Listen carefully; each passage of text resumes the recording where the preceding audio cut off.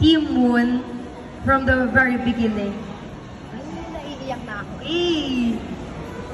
To our Moon babies, as they say, learning is a lifelong process.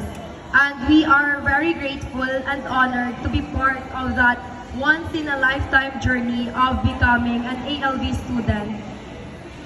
Some of them may know me as someone who is very strict because I always get mad every time they don't listen to us. But please know that everything we do, those are all for you. We want you to learn, we want you to enjoy and to have fun in this experience.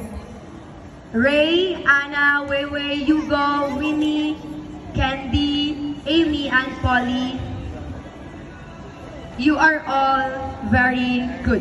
You are all so smart, you are all amazing. And I saw firsthand how they were able to conquer every task.